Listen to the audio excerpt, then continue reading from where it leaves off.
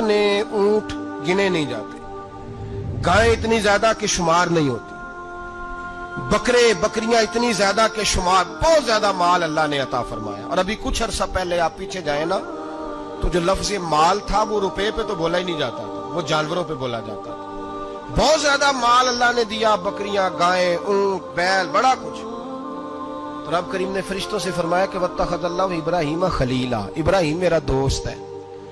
تو فرشتے کہنے لگے یا اللہ جسے اتنا کچھ دیا جائے اس نے دوست تو بننا ہی ہوتا ہے، تو نوازا ہی بڑا ہے، اتنا مال، اتنے کھیت کھلیان، اتنا کچھ۔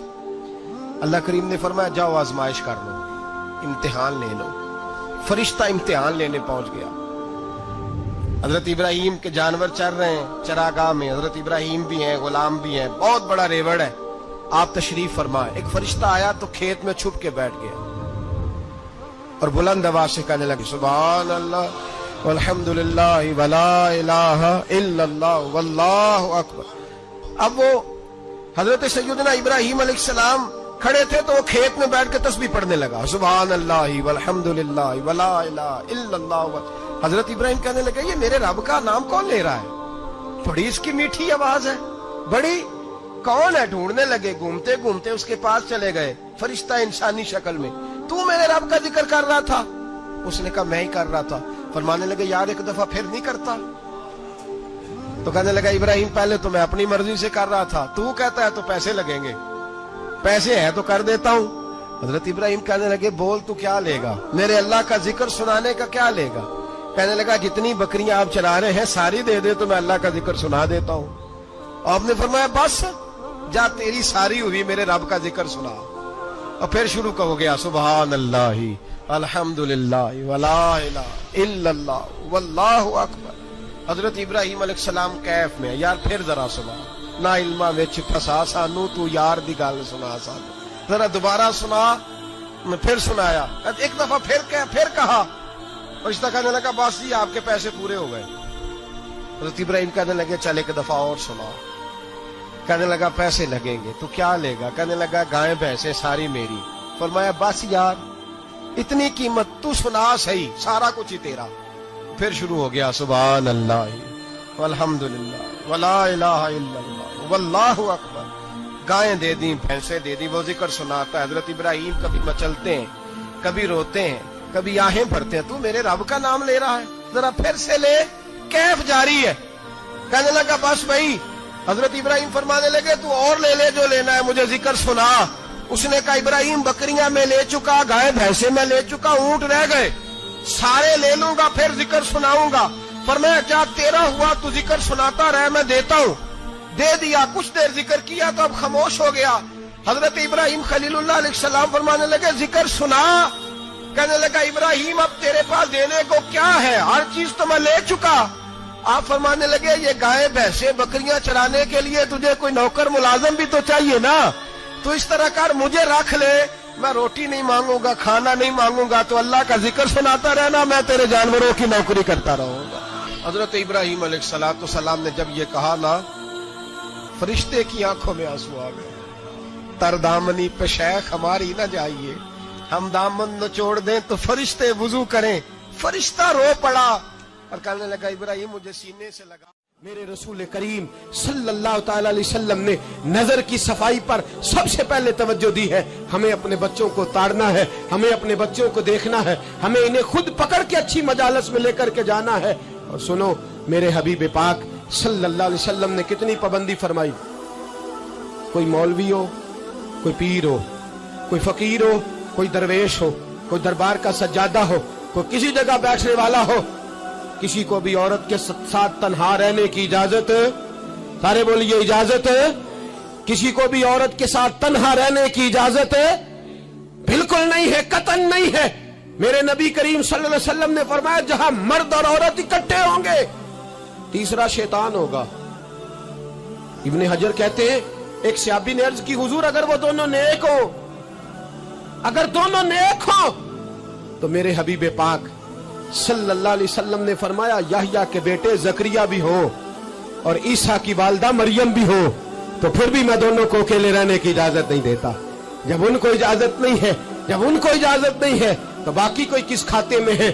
میں سنتا ہوں اور آج میں ببانگے دہل کہتا ہوں، ہمیں وہ دربار بھی قبول نہیں ہے، سن لیا جائے، میری بات کو نوٹ کیا جائے، ہمیں وہ دربار اور مزار بھی قبول نہیں ہے جہاں برائی اور منشیات کے اڈے قائم ہیں۔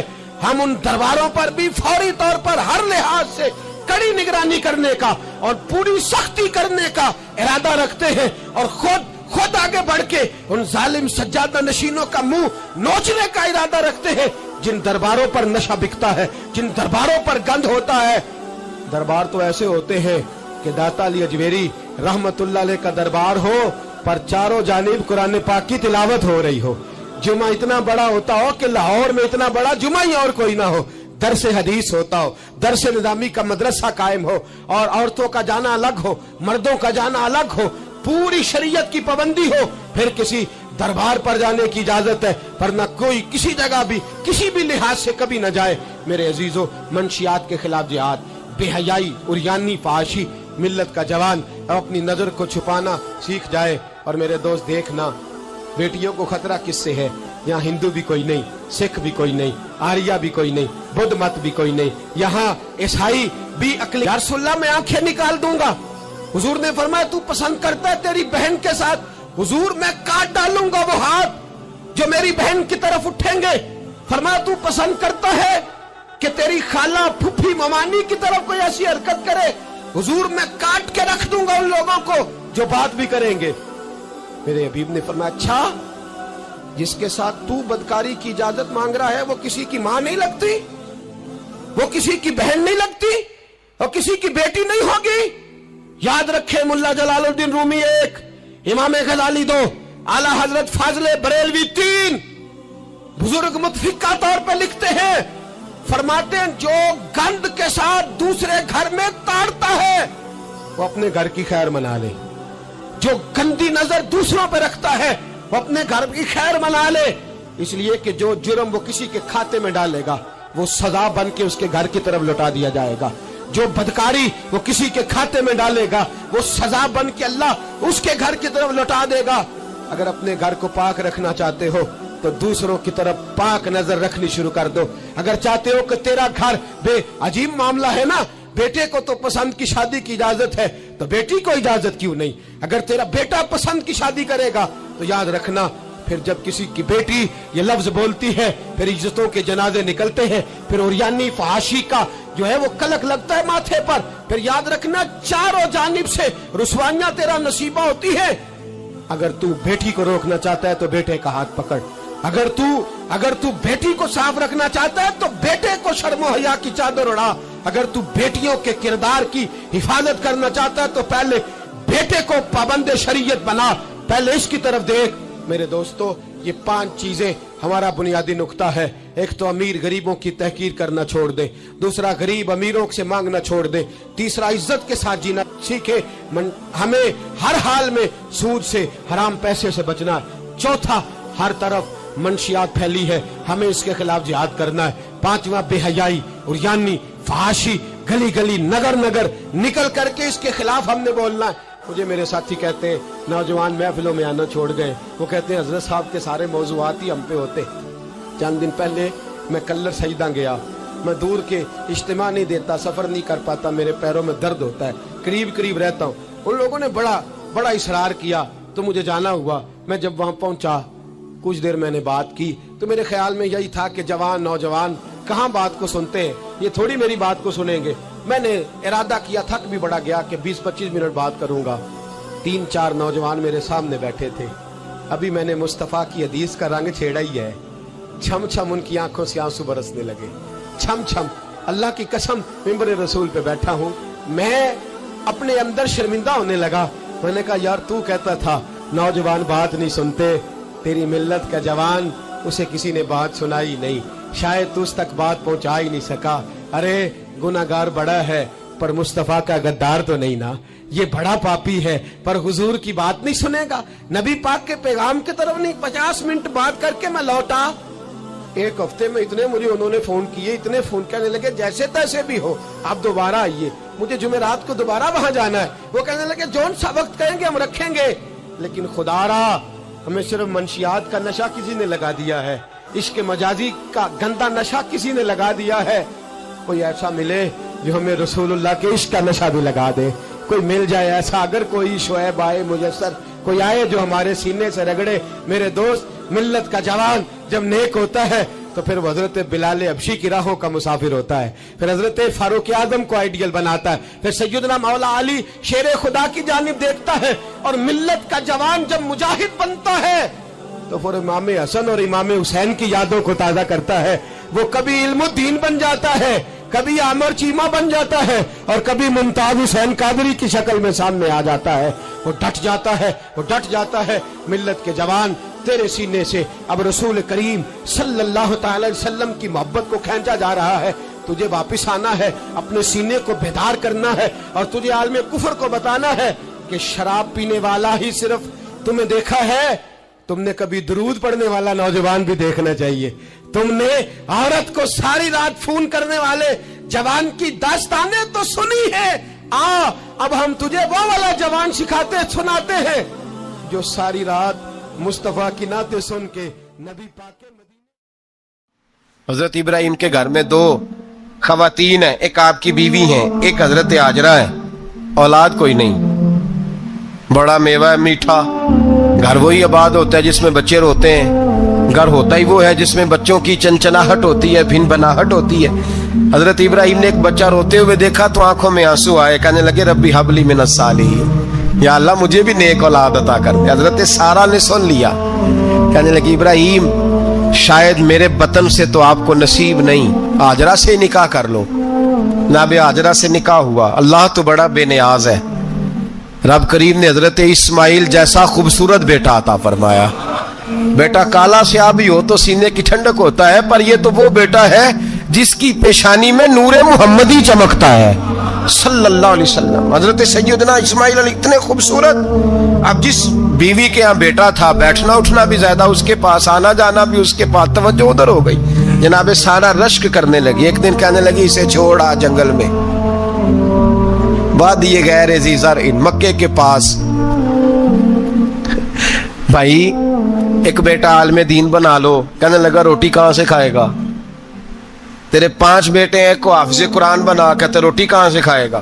وہ بچہ بھی کہتا ہے میں کہاں سے کھاؤں گا.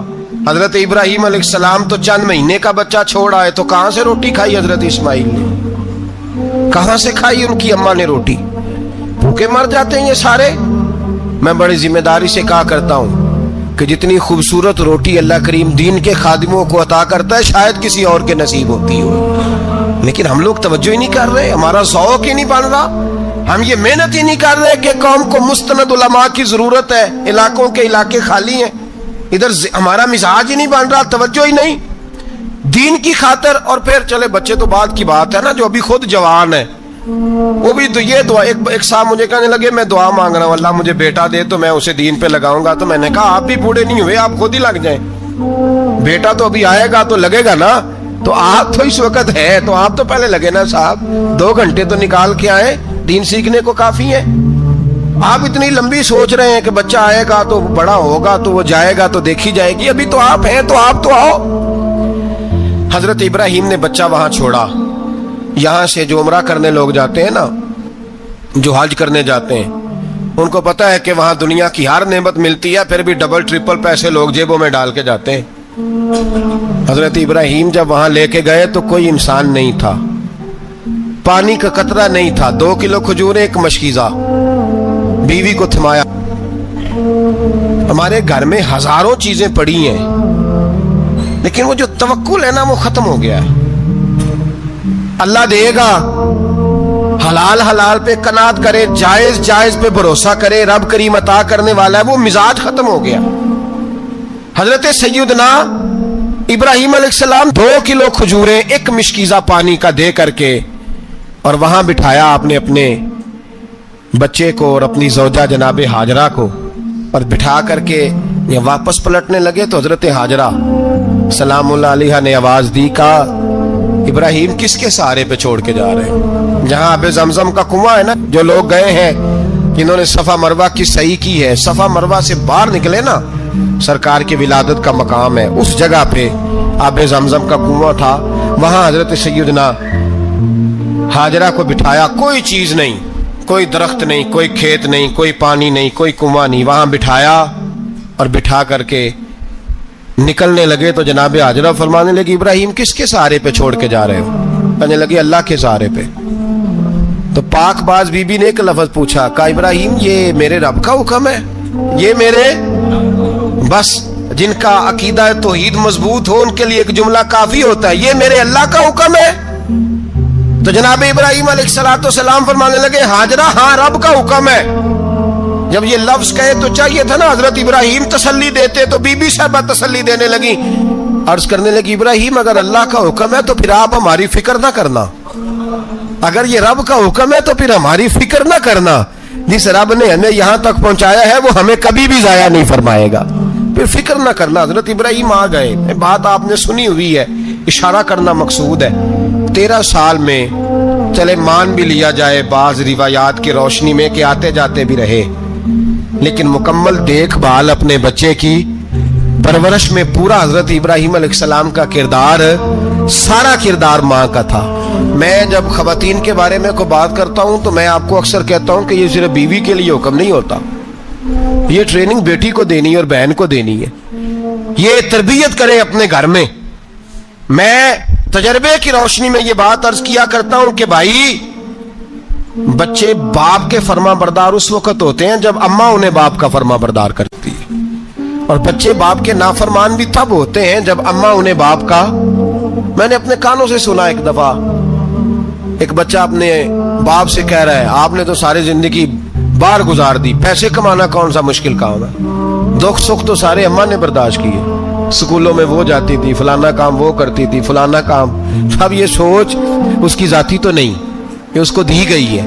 और अगर उसको ये सोच दे दी जाए कि अम्मा कहे कि मैं तो अपनों में रही सारी जिंदगी, मैंने तो अपनों में वक्त गुजारा, और तेरा बाप तो कई दफा जनाजे भी नहीं पढ़ सका, उसने तो माँ बाप ऐसे दफन कर दिए, वो अगर ये सोच फराहम करे तो फिर बच्चा बाप का फर्मा बरदार होता है। और ये वाली रिवायतें हम बीवी को सुनाते हैं, हालांकि किसको सुनानी चाहिए? बोलिए, बहन और बेटी को। बहन और बेटी को सुनाएं ये बातें, उनको समझाएं, ताकि आगे जाके वो जो घर तरतीब दे वो घर बड़ा उम्दा और निखरा हुआ हो। हजरत सैयदना इब्राहिम 13 साल के बाद आए, चूंकि घर में अल्लाह तबारक व तआला की दोस्ती का चर्चा था, अल्लाह तबारक व तआला की महबूबियत का गलबा था। 13 साल के बाद फलम्मा बालगा मा हुसा, या बेटा जब इतना बड़ा हुआ कि साथ चलने लगा, तो हजरत इब्राहिम ने अपने बेटे को बुला के कहा, बेटा मुझे ख्वाब आई है, मैं तुझे ज़िबा कर रहा हूँ, तेरी क्या रजा है? तो हजरत इस्माइल कहने लगे, या अबा तिफ़अल मा तुअमर, अब्बा जी अल्लाह जैसे हुक्म देता है मेरे साथ वैसे ही करें, जैसे अल्लाह हुक्म देता है वैसे ही, बोलिए, वैसे ही करें। हजरत हाजरा को कहा कि एक दोस्त ने दावत की है तो वहां जा रहे हैं, बीबी मुतमईन है, तफसीलात की जरूरत नहीं, खत्म बात, एतबार है, मुतमईन हो गई। शैतान पीछे से आया अम्मा के पास, जरा थोड़ी देर के लिए तसव्वुर जमाइए, यहां तो पड़ोसन आके कोई बात बता देती है खावंद के बारे में तो कई महीने झगड़ा जारी रहता है, पड़ोसन मल्लेदार। शैतान ने आके बताया लफ्ज क्या है? कहा हाजरा तुम्हें पता है कहां जा रहे हैं? कहा दोस्त की दावत में। तो कहने लगे दोस्त कौन है? रब करीम। और इब्राहिम का ख्याल है कि उस रब ने मुझे हुक्म दिया है कि मैं ज़िबा करूं। तो हजरत हाजरा कहने लगी कभी बाप भी बेटे ज़िबा करते हैं? तो शैतान कहने लगा उनका ख्याल है कि उनके रब ने हुक्म दिया है। तो जनाब हाजरा फरमाने लगी अगर रब ने हुक्म दिया तो फिर तू मुझे शैतान लगता है, तू मुझे शैतान लगता है। का क्या मतलब? फरमाने लगी अगर रब करीम का हुक्म है तो मेरे पास एक इस्माइल है, अगर 1000 भी होते मैं सारे अल्लाह के रास्ते में पेश कर दे देती। मालिक का ही तो है सारा कुछ, उसी का है, इसमें लैतुल अल्लाह की क्या गुंजाइश? हजरत सैयदना इब्राहिम अलैहिस्सलाम ने बेटे के हलक पे छुरी रख भी दी और छुरी चला भी दी, रख भी दी, और वो तो अल्लाह करीम ने फरमाया या इब्राहिम कद सदक़्ता रुया, इब्राहिम तूने ख्वाब सच्चा कर दिखाया, वो क़यामत तक तेरा नाम रहेगा। हजरत इब्राहिम ने वतन भी दिया, जान भी दी, बेटा भी, अल्लाह करीम ने दुम्बे दिए, फरमाया ये फिदिया है। अब ये कुर्बानी कयामत तक हजरत इब्राहिम के तरीके के मुताबिक जारी है। हजरत इब्राहिम बहुत बड़े मेहमान नवाज थे, बहुत बड़े। آپ جب مصر میں قیام تھا تو بڑے بڑے لمبے چوڑے لنگر پکتے تھے, لوگ آیا جایا کرتے تھے, بڑا تفصیل کے ساتھ کھانا ہوتا تھا. مہمان نوازی آپ کی خاص صفت مبارکہ ہے. ہمارے ہاں بھی مہمان نوازی ہوتی ہے امیروں کی, بلکہ اب تو مہمان نوازی اس طرح کی ہے کہ کل تیری میرے پاس دعوت ہے اور پرسوں میری تیرے پاس ہے. وہی امیروں میں وہ چکر رہتا ہے, پارٹیاں دوست ایک دوسرے کو ڈالتے ہیں, تیری طرف پارٹی تیری طرف. اور اسی انداز میں اب یہ عید آئے گی نا, ٹکا پارٹیاں ہوں گی جگہ جگہ, اور لوگ سوال پوچھنے لگے ابھی سے, کہتے ہیں قربانی کا کتنا گوشت گھر رکھنا جائز ہے, قربانی کا کتنا گوشت گھر رکھنا جائز ہے. سارا ہی جی ہاں, اس لیے فریزر لے لے, فریج سے نہیں کام چلے گا. سارا ہی جائز گھر رکھنا, سارا ہی جائز ہے, رکھ لیں. او خدا کے بندے, قربانی وہ بندہ دیتا ہے جو سارا سال ہی گوشت کھاتا ہے. صحیح کہہ رہا ہوں؟ قربانی صاحب نصاب صاحب استطاعت بندہ دیتا ہے نا, تو وہ سارا سال ہی گوشت, تو سارا گھر میں رکھنا بھی جائز ہے, لیکن سارا دے دینا بھی. تو جو آ رہی ہے اس پہ کیوں توجہ کرتے ہو, جو دوسرا جائز ہے اس پہ کیوں نہیں عمل کرتے؟ سارا تقسیم کر دیں, بات ختم ہوئی. یقین کریں, محرم میں جا کے دوست ٹیلی فون کر کے سوال پوچھتے ہیں, کہتے ہیں صاحب سنا ہے قربانی کا گوشت محرم میں کھانا جائز نہیں. میں کہ نہیں, ربیع الاول چ بھی جائز جے, رجب رمضان تک کھاؤ, کوئی بندہ نہیں منع کرتا. اس لیے کہ کسی کو دینا تو پسند ہی نہیں. یا پھر اس میں سے جو خاص خاص چیزیں ہیں وہ اپنی فریج میں, اور باقی جو ہے وہ دوسروں کے لیے. یہ کیا طریقہ ہے ہمارا؟ قربانی اسلام کا ایک خوبصورت ترین عمل ہے, یہ محبوب ترین عبادت ہے اللہ تعالیٰ کی. قربانی اپنی فضیلت کے لحاظ سے, عظمت کے لحاظ سے, اپنی بلندیوں کے لحاظ سے دین میں بڑا مقام رکھتی ہے. لیکن ہر چیز کا رنگ روپ بدل دیا جاتا ہے نا, چونکہ قربانی چلی آ رہی تھی حضرت ابراہیم خلیل اللہ علیہ السلام سے. تو اہل عرب جو تھے, مشرکین مکہ, قربانی کا تعارف وہ بھی رکھتے تھے, پر وہ قربانی کی حقیقت کو, قربانی کی حکمت کو, قربانی کے حسن کو, قربانی سے پھوٹنے والی روشنی کو سمجھنے سے ناآشنا تھے. وہ کیا کرتے تھے کہ جب وہ کوئی قربانی کا جانور ذبح کرتے تو اس کا جو خون ہوتا وہ بیت اللہ شریف کی دیواروں کے ساتھ مل دیتے. قربانی کے جانور کا جو گوشت ہوتا وہ لا کے بتوں کے سامنے رکھتے کہ یہ خون کعبے کی دیوار سے خون ملنے سے اور بتوں کے آگے گوشت رکھنے سے شاید ہماری قبولیت ہو جائے گی, ہم نے جانور ذبح کیا ہے. کمال ہے میرے رب کریم کی کتاب کا انداز بھی. قرآن مجید مختصر الفاظ کے اندر, مختصر جملوں کے اندر, اجمال کے اندر اتنی بڑی تفصیل بیان کر دیتا ہے کہ انسان کے ذہن کے, دل کے, دماغ کے دریچے کھل جاتے ہیں. اللہ کھانے پینے سے پاک ہے, بے نیاز ہے مالک. رب کریم نے فرمایا لن ینال اللہ لحومها, فرمایا ہرگز نہیں پہنچتا اللہ کی بارگاہ میں تمہارا گوشت, ولا دماؤها, اور نہ ان کے خون, نہ اس جانور کا گوشت اللہ کی بارگاہ میں پہنچتا ہے, نہ خون پہنچتا ہے. تو مالک پہنچتا کیا ہے؟ ولیکن ینالہ التقوی منکم, بلکہ رب کی بارگاہ میں تو تمہارے دلوں کا تقوی پہنچتا ہے. تمہارے دل میں کیا ہے, تم اپنے رب کی رضا کتنی چاہتے ہو, یہ بات جاتی ہے. گوشت اور خون تو یہاں رہ گیا. فرمایا نہ اللہ کی بارگاہ میں خون پہنچ رہا ہے جانور کا, نہ گوشت پہنچ رہا ہے, دل کا تقوی پہنچ رہا ہے. معنی کیا ہے کہ جانور خریدتے وقت بھی اپنے دل سے پوچھنے نا, تیرا دل کیا کہتا ہے, نیت کس سے جانور تو لے رہا ہے, تیرا ارادہ کیا ہے. اور جب تو ذبح کرے تو بھی اپنے دل پہ توجہ رکھ, تیرے دل میں اس کے لیے کیا ہے, تیرے دل کے اندر تقوی کتنا ہے, اللہ کی رضا حاصل کرنے کا جذبہ کتنا ہے. اور جب تو اس کا گوشت بانٹے تو پھر بھی تیری نظر آنے والے بندے پر نہیں ہونی چاہیے. جس گھر میں گوشت جا رہا ہے اس گھر پر تیری نظر نہیں ہونی چاہیے, بلکہ تیری نظر تو رب کی رضا پہ رہنی چاہیے. اللہ کی بارگاہ میں جو چیز جائے گی وہ دل کا تقوی جائے گا. اپنے دل پر محنت کی جائے, دل کی خواہشات, دل کی نیتوں کو, ارادوں کو صحیح کیا جائے. ایک آیت نے سارا فلسفہ بیان کر دیا کہ نہ وہاں خون جاتا ہے نہ گوشت جاتا ہے, وہاں تو تمہارے دل کا تقوی جاتا ہے. تو جس چیز نے وہاں جانا ہے اس پر زیادہ توجہ ہونی چاہیے تھی، اس کا زیادہ خیال ہونا چاہیے تھا۔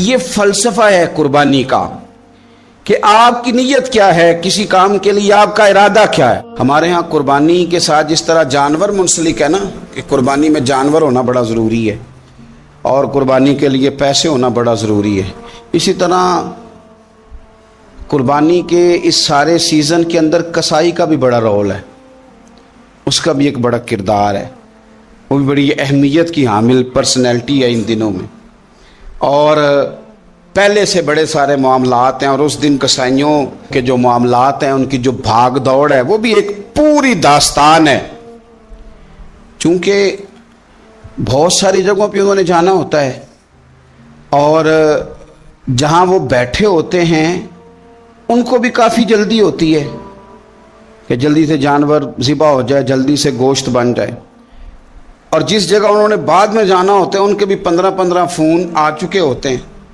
تو وہ جو خاص اسلام حکم دیتا ہے اس موقع پر، اور نبی پاک علیہ الصلوۃ والسلام کی جو خاص نصیحتیں ہیں اور حضور نے جو خاص احتیاطیں بتائی ہیں، وہ احتیاطیں پوری نہیں ہوتی۔ دیکھیں، آپ اس فلسفے کو سمجھیں کہ قربانی کی تعریف یہ ہے کہ مخصوص جانور مخصوص وقت میں اللہ کی رضا کے لیے ذبح کرنا ہے، اللہ کی رضا کے لیے۔ اب یہ نہیں ہے کہ آپ نے فٹافٹ آؤ دیکھا نہ تاؤ دیکھا، جس طرح کی چھری آپ کو مل گئی، جس طرح ہو سکا بس اس کو مار دینا ہے، اسے ذبح کرنا ہے اور اچھے طریقے سے کرنا ہے۔ یہ حدیث آپ کو سیاستہ میں ملے گی، مسلم شریف میں ملے گی، ابو داؤد شریف میں ملے گی۔ حضرت شداد بن اوس رضی اللہ تعالیٰ عنہ حدیث کے راوی ہیں، نبی پاک صلی اللہ تعالیٰ علیہ وسلم نے فرمایا، احسان کرنا اللہ نے فرض کیا ہے ہر چیز پر، مالک نے ہر چیز پر احسان کرنا فرض کیا ہے، تو فرمایا جب تم ذبح کرو تو اچھے طریقے کے ساتھ ذبح کرو، چھری کو تیز کرو، اور فرمایا ذبح ہونے والے جانور کو آرام پہنچاؤ، اچھے طریقے سے ذبح کرو، چھری تیز ہو، اسے آرام ہو، اسے تکلیف نہ پہنچاؤ، اچھے طریقے سے ذبح کرو، اسے ٹھنڈا ہو لینے دو، پھر اس کی کھال اتاری جائے، تھوڑی احتیاط کی جائے، اچھے طریقے سے چیزوں کو لیا جائے۔ آپ دیکھیے حضور ایک بات کرتے ہیں لیکن سوچ کے دھارے بدل کے رکھ دیتے ہیں۔ رسول کریم صلی اللہ تعالی وسلم گزر رہے تھے تو ایک شخص نے بکری کے پہلو پر پیر رکھا ہوا تھا اور وہ چھری تیز کر رہا تھا، یعنی بکری کو اس نے گرایا ہوا ہے، لٹایا ہوا ہے اور پہلو پر پیر رکھا ہوا ہے اور ساتھ ساتھ وہ چھری تیز کر رہا ہے۔ تو نبی پاک صلی اللہ تعالی علیہ وسلم نے کیا خوبصورت بات ارشاد فرمائی۔ حضور علیہ الصلوۃ والسلام فرمانے لگے، تم اسے 2 موتیں دینا چاہتے ہو، دوہری تکلیف میں گویا تم مبتلا کرنا چاہتے ہو، اس کے سامنے ہی تم چھریاں تیز کر رہے ہو۔ حضور فرمانے لگے 2 موتیں دینا چاہتے ہو، چاہیے تھا کہ پہلے سے یہ سارے اوزار تمہارے تیار ہوتے تو اس دن کسی ایمرجنسی کا شکار نہ ہو۔ 3 دن شریعت نے اسی لیے تو رکھے تھے، اسی لیے تو وقت رکھا تھا۔ آپ اس طرح کا کوئی ماحول نہ بنائیں جس سے جانور کو بھی تکلیف ہو، اذیت ہو۔ میں نے کہا کہ میرے کریم فرماتے ہیں رب نے ہر چیز پر احسان کرنا فرض کیا ہے، اچھے طریقے سے ذبح کریں، چھری کو تیز کریں، جانور کو آرام پہنچائیں۔ یہ پاک سید عالم صلی اللہ علیہ وسلم نے ہمیشہ قربانی فرمائی، ہمیشہ۔ آج تو حضور نے ایک فرمایا، اللہ ہم سب کو حج کی توفیق عطا فرمائے اور بار بار حج کی توفیق دے۔ صحابہ نے 40 حج فرمائے ہیں، 50 حج فرمائے، حضرت فضیل بن عیاض نے 60 حج فرمائے۔ اللہ توفیق دے، قبول فرمائے اور اللہ سب کو بار بار وہ موقع نصیب فرمائے۔ تو نبی پاک صلی اللہ تعالی علیہ وسلم نے حج ایک فرمایا، قربانی حضور جس دن مدینے آئے اس وقت شروع فرمائی، اور ہر سال حضور قربانی دیتے تھے، ہر سال 2 جانور ذبح فرمائے۔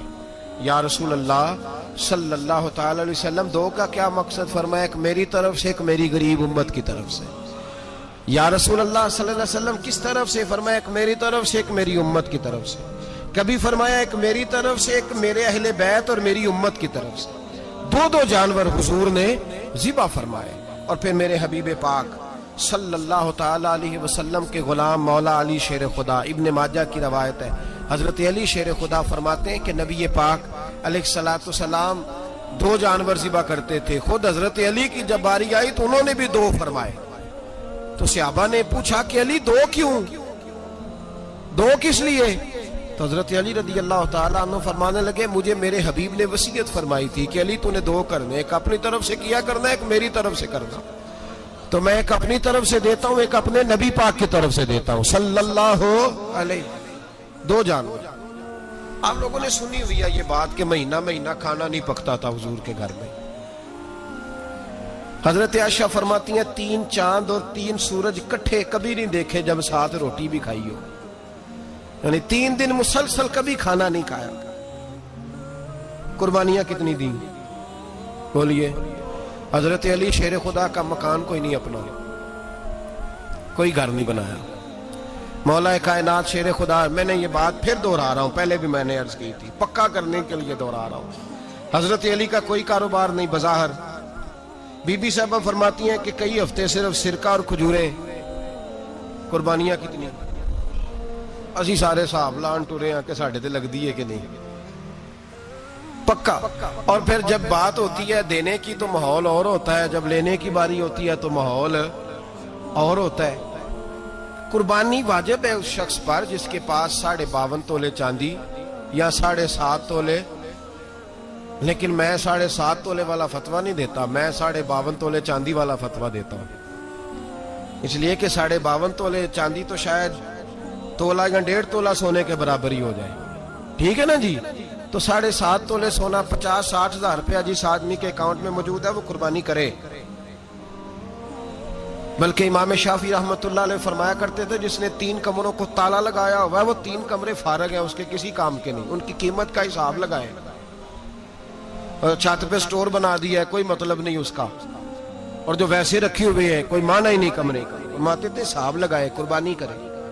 رب کریم کی بارگاہ میں دینے کا جب معاملہ آیا تو گول کر گیا کام.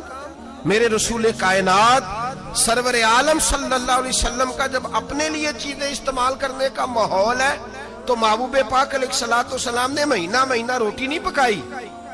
یہاں جو آدمی ہر جمعرات کو 4 کلو بکرے کا گوشت پکاتا ہے اور ہر تیسرے دن مرغی کا گوشت لاتا ہے، وہ قربانی کی باری آتی ہے تو کہتا ہے میرے پہ لگتی نہیں. وہ ٹھیک ہے ابا جی لے آئے، ابا جی کی طرف سے قربانی ہے، اس دفعہ ابا جی کی، اگلی دفعہ اماں جی کی، اس سے اگلی دفعہ دادی جی کی. او خدا کے بندو، جس آدمی کے پاس پیسے ہیں پہلے اپنی قربانی واجب ہے.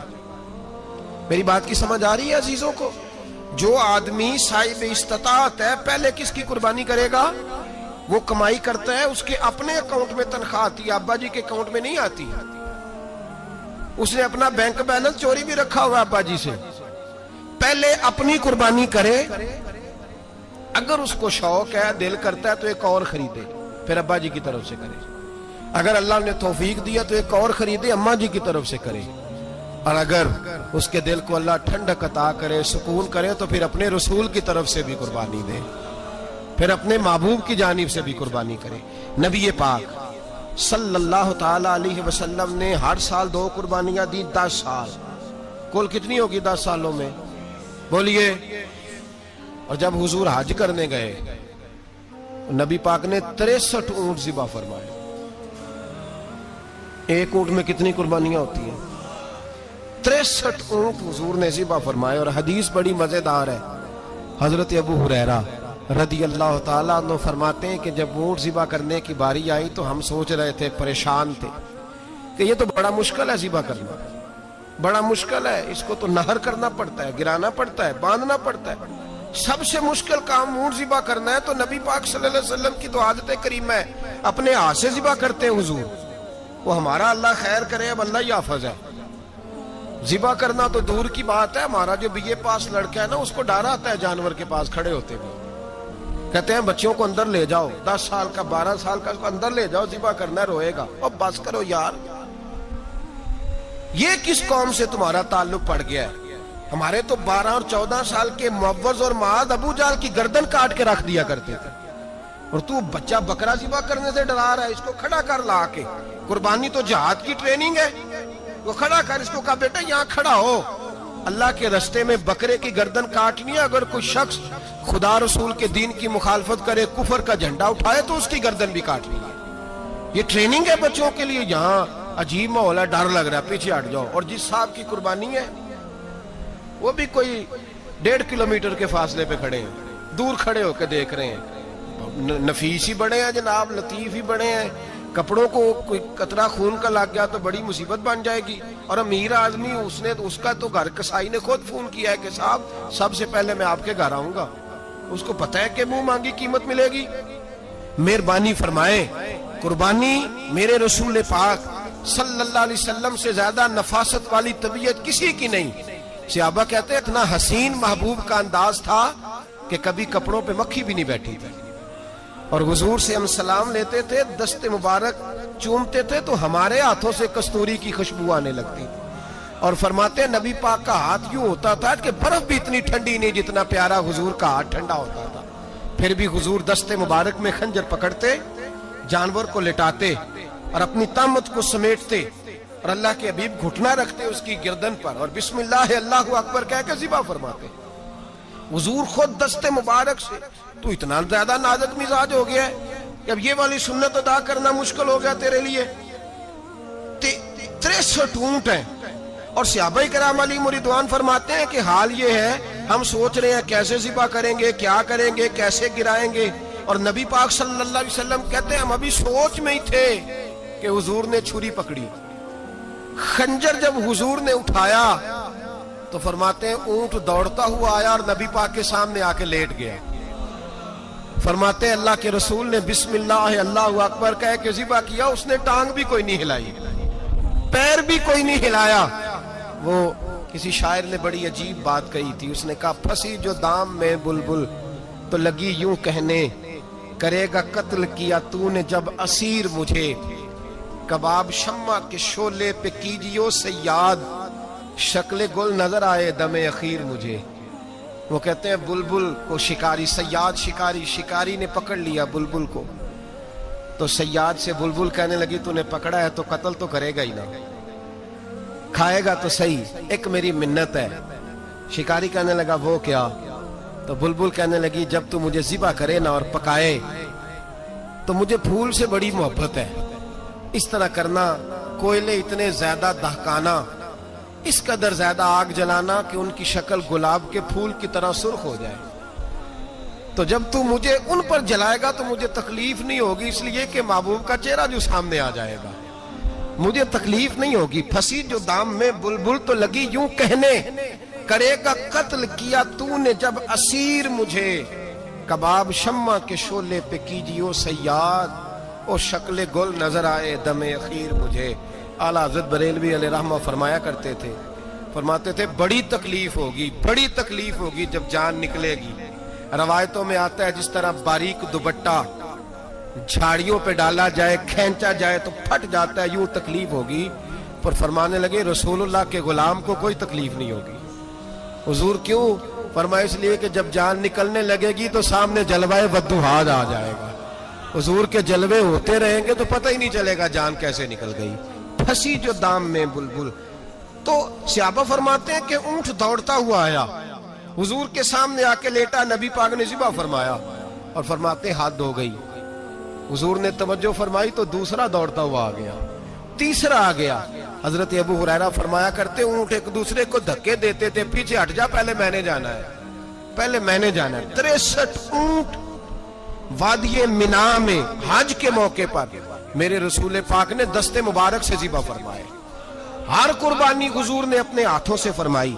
कुर्बानी वाजिबाते दीन में से, जरूरियाते दीन में से, और कोई इतना लंबा चौड़ा मसला नहीं। बहुत सारी चीजों को खुद ब खुद मुश्किल कर लेते हैं। टीवी पे खबर आती है फैसलाबाद के 2 बैल हैं, भोलू और डोलू, पता नहीं कितने मन उनका वजन है। उनसे पूछा जा रहा है कि भोलू डोलू खाते क्या है, तो कहते हैं बादाम खाते हैं, मक्खन खाते हैं। ये जनाब पता नहीं इनको दूध कितने किलो रोज पीते हैं, और भोलू डोलू बेचारे से खुद नहीं चला जा रहा, लग ऐसे रह जैसे वो खुद कह रहे हैं मेहरबानी करो हमें ज़िबा कर लो, अब तो उठा बैठा भी नहीं जा रहा। ओ खुदा के बंदो, दीन की असल हकीकत को समझो। ये तो हुजूर ने फरमाया खूबसूरत जानवर लाओ, ये किस हदीस में आया है कि उसे बादाम खिलाओ? आज लोग इंसानों को रोटी नहीं मिल रही और जानवरों को बादाम खिला रहे हो।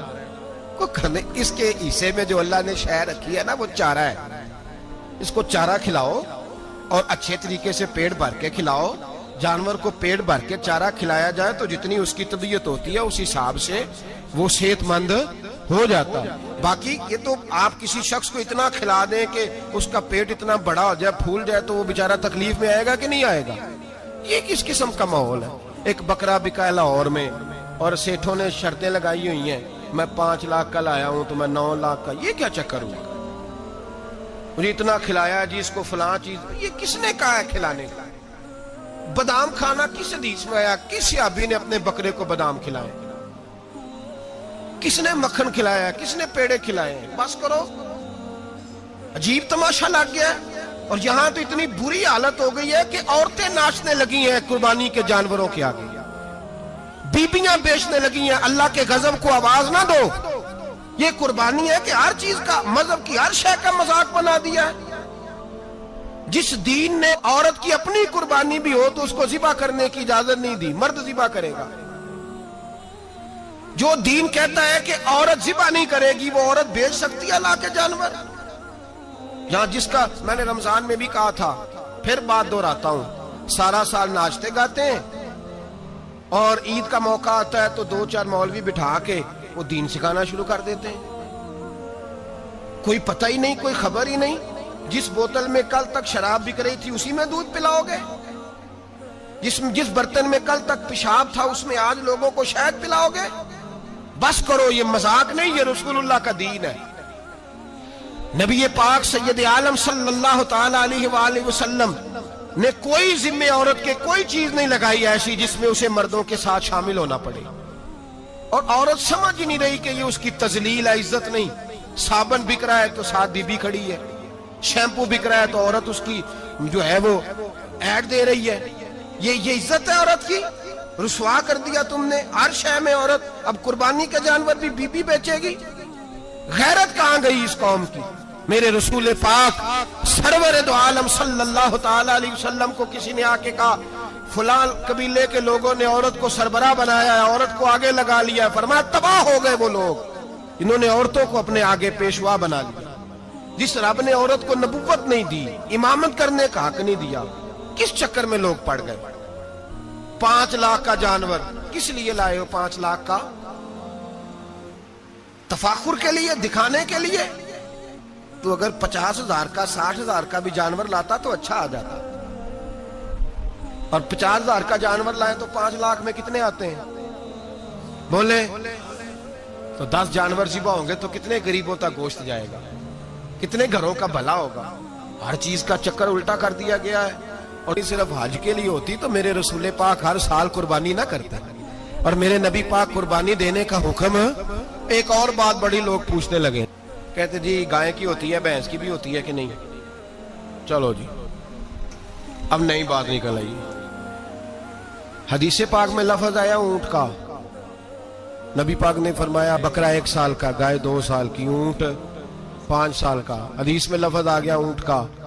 आपको बंदा कहे पहले बताएं नार का के मादा का, तो मैं किधर से आपको हदीस निकाल के दूं जिसमें नर भी और मादा अलग-अलग हो? हदीस पाक में जिक्र आ गया दुम्बे का, मेंढे का। अब बाकी जो सारे जाग रहे हैं ना, आप गौर फरमाएं, बाकी एक बकरा है, एक चतरा है, एक दुम्बा है, एक देसी बकरा है, एक पहाड़ी बकरा है, तो लहदा लफ्ज कहां से निकाल के दिए जाए? ये सारी अनवा हैं, अकसाम हैं, नौ हैं। इसी तरह भैंस भी गाय की एक किस्म है। इमाम आजम अबू हनीफा फरमाते हैं नौ मिन्हु, ये उसकी एक किस्म है, 9 में से है, गाय की 9 में से। आप आम लफ्ज बोलते हैं तो कहते हैं बकरा चतरा गाय भैंस, आम लफ्ज है ना। तो जब गाय कह दिया तो आपको बंदा कहे गाय आया तो पहले बताएं गाय तो है, तो इसमें बैल शामिल है कि नहीं? तो गाय की जितनी किस्में है ना, हमारे मुहद्दिसीन भैंस को गाय में शामिल करते हैं। भैंस गाय की एक किस्म है। तो नबी पाक सल्लल्लाहु अलैहि वसल्लम ने जब गाय का लफ्ज इस्तेमाल किया तो भैंस उसके अंदर आ गई। तो अगर गाय की कुर्बानी जायज है तो भैंस की कुर्बानी भी जायज है। अगर बैल की कुर्बानी जायज है तो कट्टे की कुर्बानी भी 100% जायज है। उसके अंदर 7 हिस्से डाले जाएंगे, उसे कुर्बान किया जाएगा, ये जायज है। अगर आप सरी लफ्ज निकाल के दिखाने को कहेंगे तो फिर तो बड़ी चीजों में लोग उलझ जाएंगे।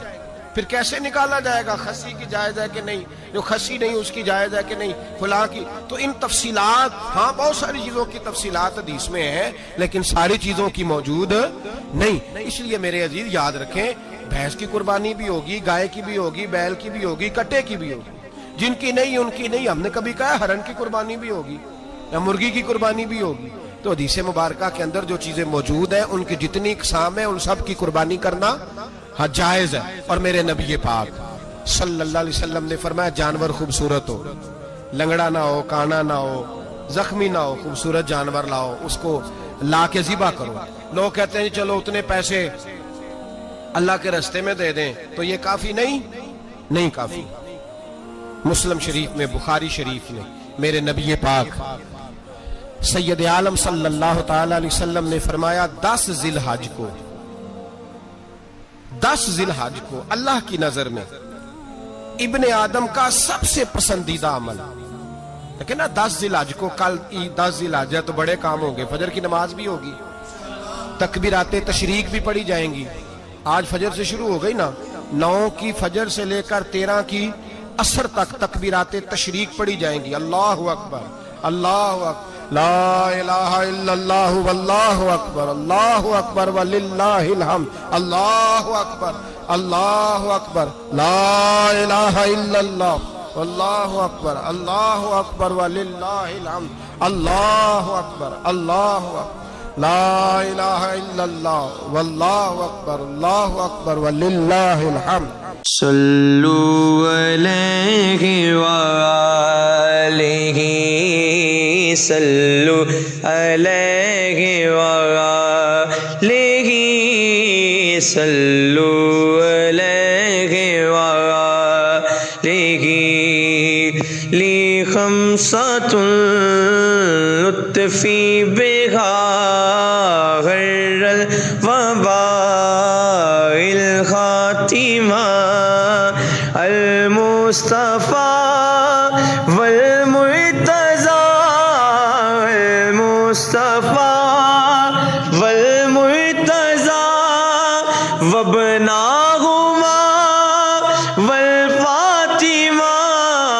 صلو علیہ وآلہ, صلو علیہ وآلہ, صلو علیہ. کوشش کریں جب بھی پڑھیں 3 بار پڑھیں. تکبیرات تشریق بھی پڑھی جائیں گی, فجر کی نماز بھی کل ہوگی, عید کی نماز بھی ہوگی, لوگ اور بھی کوئی ذکر اذکار کریں گے. لیکن میرے نبی پاک صلی اللہ علیہ وسلم نے فرمایا 10 ذی الحج کو اللہ کو اپنے بندے کا جو کام سب سے زیادہ پسند ہے وہ یہ ہے کہ وہ اللہ کے راستے میں جانور کا خون بہائے. حالانکہ نمازیں بھی ہیں, اذکار بھی ہیں, تکبیرات بھی ہیں, سارا کچھ ہے, پر اللہ کو سب سے زیادہ کیا پسند ہے؟ جانور کو قربان کرنا. یہ اللہ کو بڑے خوبصورت لفظ نبی پاک علیہ السلام نے فرمایا قربانی کا جانور قیامت کے دن اپنے سینگوں اور کھروں سمیت آئے گا, اور جس نے قربانی کی ہوگی اس کی بخشش کروا کے اسے جنت میں لے کر جائے گا. تو فرمایا ابن آدم کا سب سے پسندیدہ عمل یہ, سب سے پسندیدہ, کہ وہ 10 ذی الحج کو قربانی کریں, کوشش کریں خود ذبح کریں اپنا جانور. یہ حضور کی سنت ہے. یہ نہ ہو سکے تو نبی پاک صلی اللہ علیہ وسلم نے اپنے ہاتھوں سے ذبح کرنے لگے حضرت فاطمہ کا جانور. تو فرمایا فاطمہ ادھر آ کے اس کے پاس کھڑی ہو جاؤ, میں تمہارا جانور ذبح کرنے لگا ہوں. اپنے جانور کے پاس کھڑے ہوں. میرے جو بھائی ذبح کرنے کا کام کرتے ہیں نا, قصاب ہم کہتے ہیں, سارے قصاب نہیں ہوتے, بہت سارے لوگ یہ سعادت حاصل کرتے ہیں اور بڑے نیکی کا کام کرتے ہیں. اللہ انہیں بڑی بہترین جزا عطا فرمائے گا, بڑا خیر کا کام کرتے ہیں. لیکن چونکہ رش ہوتا ہے ایسے لوگوں کے پاس, تھوڑی جلدی بھی ہوتی ہے. پہلی تو کوشش کریں تکبیر خود ڈالیں, یہ نہیں ہو سکتا تو قریب کھڑے ہوں. ہمارے ہاں ایک رواج یہ بھی ہے کہ 2 بندے ہاتھ رکھتے ہیں, ذبح وہ کر رہا ہوتا ہے تو جس کی قربانی ہوتی ہے اس کو کہتے ہیں تو بھی ساتھ ہاتھ رکھ, ہوتا ہے نا جی بہت ساری جگہوں. اب حکم یہ ہے شریعت اسلامیہ کا کہ جب جانور ذبح کریں گے تو پڑھیں گے بسم اللہ اللہ, بسم اللہ اللہ. ہاں نبی پاک صلی اللہ علیہ وسلم نے لمبی دعا پڑھی, صحابہ بھی لمبی دعا, انی وجہت وجہی للذی فطر السماوات والارض حنیفا وما انا من المشرکین, یہ بھی پڑھا. اور پھر میرے رسول پاک صلی اللہ علیہ وسلم نے یہ بھی کہا کہ اللہ میری طرف سے قبول فرما، میری امت میری اہل بیت کی طرف سے قبول فرما۔ صحابہ جب جانور ذبح کرنے لگتے پہلے یہ دعا پڑھتے، پھر کہتے اللہم تقبل منا کما تقبلتا خلیل کا ابراہیم علیہ السلام وتقبلتا حبیب کا محمد صلی اللہ علیہ وسلم، اے اللہ ہم سے بھی قبول فرما جیسے تو نے حضرت ابراہیم سے قبول فرمائی اور جیسے اپنے حبیب حضرت محمد صلی اللہ علیہ وسلم سے قبول۔ یہ ساری دعا پڑھیں، اور جب جانور ذبح کرنے لگے تو پھر پڑھیں بسم اللہ اللہ بسم اللہ اللہ۔ اچھا، دو آدمیوں نے ہاتھ رکھا ہوا ہے، دو آدمیوں، اب اگر ایک نے بھی نہ پڑھی بسم اللہ اللہ اکبر تو جانور حلال نہیں ہوگا، دونوں کو پڑھنا پڑے گا۔ یہ مسئلہ یاد رکھیں۔ ایک اور بات بھی بتانی ہے آپ کو، وہ بھی آپ نے یاد رکھنی ہے۔ قربانی کے بڑے جانور میں کتنے حصے ہوتے ہیں؟ 7۔ اب 7 حصوں میں 7 کی نیت قربانی کی ہونی چاہیے، 7 کی۔ 6 حصے ڈال گئے، جو چلے تھوڑے سے زیادہ امیر لوگ نہیں تھے، نارمل تھے، انہوں نے 6 حصے ڈال لیے۔ 7واں امیر آدمی تھا، اس کو جا کے کہا یار ایک حصہ نہیں مل رہا، تو چل تو نے تو 2-3 بکرے لیے ہوئے ہیں، تو بھی شامل ہو جا۔ اس نے پہلے تو کہا نہیں یار میں نے اب لے لیا، پھر جب اصرار کیا تو کہا چلو ٹھیک ہے بڑے گوشت کا قیمہ کرا لیں گے۔ تو اس طرح کرو، ڈال لو میرا بھی حصہ۔ اب 6 کی نیت قربانی کی، 7ویں کی گوشت کی، کسی کی بھی قربانی نہیں ہوگی، گئے سارے۔ اب اس کے لیے شرط کیا ہے کہ اس کو بھی آپ، اصل میں ہمیں مسائل نہیں آتے، نہ ہم سیکھتے ہیں نہ پتہ کرتے ہیں، پھر خرابی ہوتی ہے۔ اب اس سے کہیں کہ یار قربانی سے پہلے اپنی نیت کا اعادہ کر، اپنی نیت کا اعادہ کر، بتا کہ تیری نیت کیا ہے، اور اگر غلط ہے تو صحیح کر لے، تاکہ سب کی قربانی تو بتا۔ یہ جو تو رکھ رہا ہے قربانی، تو کس کی قربانی کر رہا ہے؟ دادا جی کے نام کی، ابا جی کے نام کی، اپنے پیر کے نام کی، استاد کے نام کی، یا رسول پاک صلی اللہ علیہ وسلم کے نام کی، نبی پاک کے نام کی؟ اس سے پوچھیں، اور جو وہ نیت بتائے اس نیت کی دعا ہوگی، اس کی طرف سے کہا جائے گا اے اللہ اس کی طرف سے اسے قبول۔ میری بات کی سمجھ آ رہی ہے میرے عزیزوں کو؟ اور اس ارادے کے ساتھ قربانی، اگر ایک کی بھی نیت خراب ہو گئی تو مسئلہ بگڑ گیا۔ اس لیے ان مسائل کو، اور نبی پاک کے نام کی جو قربانی ہوگی، سبحان اللہ۔ میں کرامات کا زیادہ قائل نہیں، ہم کرامات کے نہیں کیفیات کے قائل ہیں، کیفیات کے، اور دین ویسے بھی لفظوں کا نام نہیں کیفیت کا نام ہے۔ میرے اسا فرمایا کرتے تھے ہم کرامت سے زیادہ کیفیت کے قائل ہیں۔ اگر مرید ساری زندگی کرامتیں سناتا رہے اور کبھی اسے مدینے جانے کا شوق ہی پیدا نہ ہو، کبھی نبی پاک کے نام پہ آنسو نہ آئے، تو پھر کرامت کا فائدہ نہیں، کیفیت تو ملی نہیں اسے۔ ہم کیفیت، اسی طرح ہم نظرانے کے نہیں نظر آنے کے قائل ہیں۔ تو بھائی یہ یاد رکھ لیں، کیفیت کا نام دین ہے، نبی پاک کے نام کی قربانی۔ میں قائل تو نہیں کرامت کا، لیکن ایک بات میں نے اپنے ایک استادوں سے، ایک بزرگوں سے سنی ہے، میرا دل کرتا ہے وہ سنا دوں آپ کو۔ اور بزرگوں کا قول ہے اصل رنگ جو میں عرض کر رہا ہوں اسی رنگ میں اس کو رکھیے گا، اور جس حد تک میں بات کر رہا ہوں اسی حد تک رکھیے گا۔ اب ہر آدمی کے پاس موبائل ہوتا ہے، فوراً بات ریکارڈ ہوتی ہے، فوراً میڈیا پہ جاتی ہے، فوراً لوگ کمنٹس کرتے ہیں۔ تو بھائی جس حد تک سناؤں اسی حد تک رکھیے گا۔ میرے ایک بزرگ فرمایا کرتے ہیں کہ نبی پاک کے نام کا جانور ذبح کرو، اور وہ گوشت اس آدمی کو کھلاؤ جس کا حافظہ کمزور ہے، اللہ اسے وسیع حافظہ عطا فرمائے گا۔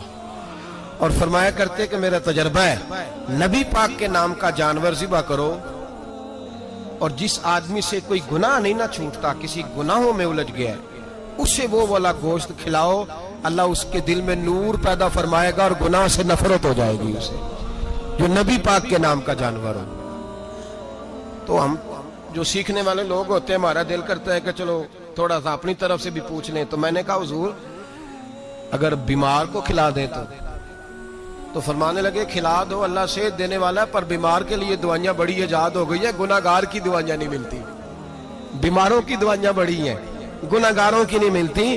گناہگار کو کھلاؤ، اس لیے کہ جو چیز مصطفیٰ کے نام سے منسوب ہو جاتی ہے رب اس کی بڑی قدر فرماتا ہے، اللہ اس کی بڑی قدر کرتا ہے۔ جو چیز نبی پاک کے نام سے منسوب ہو جاتی ہے اللہ اس کی بڑی قدر فرماتا ہے۔ میرے نبی پاک अलैहिस्सलाम ने फरमाया मेरा कलमा पढ़ने वाला मोमिन जब दोजख से गुजरेगा तो दोजख कहेगी जल्दी जल्दी गुजर जा, जल्दी जल्दी। जहन्नम की आग कहेगी जल्दी जल्दी गुजर जा, जल्दी।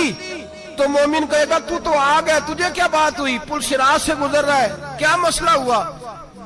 उसके पास से गुजर रहा है दोजख के, तो पास से गुजरते वक्त भी कहते जल्दी गुजर जा, कहीं ऐसा ना हो कि तेरे नूर की चमक मेरी आंख को ही ठंडा कर दे।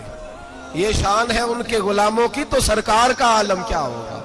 तो मेरे रसूल पाक अलैहिस्सलाम से जो शय मंसूब हो जाती है उसकी अल्लाह बड़ी कदर फरमाता है, जभी तो हमारी कदर है। अल्लाह फरमाता है कुन तुम खैरा उम्मतिन, तुम जिस तरह के भी हो सबसे अफजल, इसलिए कि मेरे मोहम्मद का कलमा जो पढ़ते हो सल्लल्लाहु अलैहि। तो कुर्बानी करें, अच्छी नीयत के साथ करें, खुलूस के साथ करें। कुर्बानी के गोश्त के 3 हिस्से करने। एक देना है खालस गरीब लोगों को, जी क्या देना है उनको, जी गरीबों को क्या देना है, नाल झिड़का नहीं देनिया 250 आ भी गए हो तुसी, अजे तो खल भी नहीं लाई, झिड़का नहीं देनिया, और जो तेरे दरवाजे तक चल के आ गया। और अल्लाह पाक से डरा कर, बस ये सोच के उसने तुझे देने वाला बनाया है। भाई ये सोच कि कोई किसी के दरवाजे तक नहीं जाता, ये सोच वो बड़ा बेनियाज है, कुछ का कुछ कर देता। तेरे दरवाजे तक आ गया ना, बस ठीक हो गया। तू समझ कि उसने तुझे बड़ी इज्जत दी है, तेरे दरवाजे तक छापर लेके आया, झिड़के ना दे, उत्ते बह जा, तू आ भी गया है, ऐसे ना कर, ऐसे ना कर, बिल्कुल। बस जो आ गया है ना उसको इज्जत दे, वकार दे। गरीब को गोश्त देना है, 7 झिड़के नहीं देनी।